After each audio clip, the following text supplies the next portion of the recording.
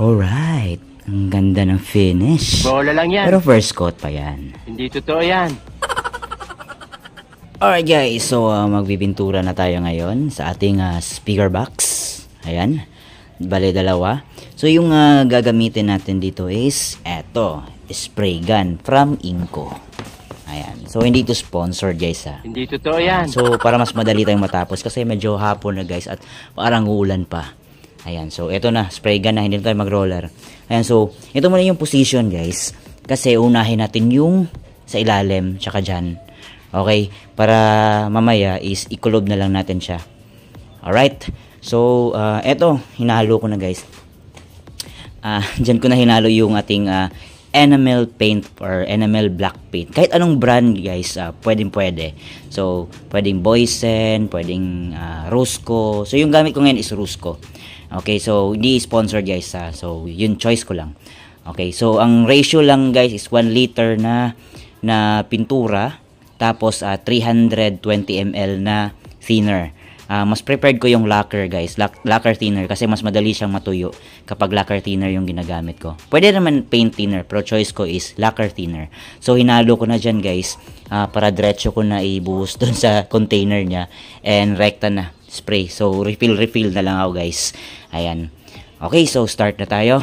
Let's go. Ayan guys, so nilayo ko lang yung camera guys kasi mahirap na baka ng pintura yung lens ng ating camera. So, ayan, for safety purposes lang. Okay? So, mag-mask kayo guys kasi yung amoy ng pintura. Ayan, so para healthy tips lang. Okay? So, start na tayo. Let's go! Ayan guys, so sa mga ganitong klaseng box, inuuna ko talaga yung sa may butas niya. Kasi nahihirapan ako pag unahin ko yung sa mga different kinds of body. Yun. Or mga ibang parts niya. So, mas madali kapag unahin natin yung dyan sa may butas. So, ayan guys. Okay na. So, ready na natin tong baliktarin. Alright, let's go. Okay, so ganyan na yung position niya guys. So, let's go. Oh, diba? So, mas free na tayo guys na mag-spray sa iba't ibang parte ng ating box. Kasi inuna natin yung sa may harap niya. So, ganyan lang yung technique ko guys at pwede nyong i-apply sa inyo kung ano man. Pero sa akin, mas madali tong ganito guys. Alright. Ayan guys, so ito na nga yung first coat natin. Ayan, so medyo madilim na kasi kaya hindi klaro. So, yan yung finished product natin. O, diba? Alright. Ang ganda ng finish. Pero first coat pa yan.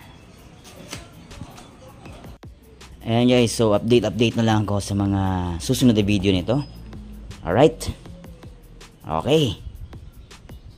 Drying na lang yan. Alright.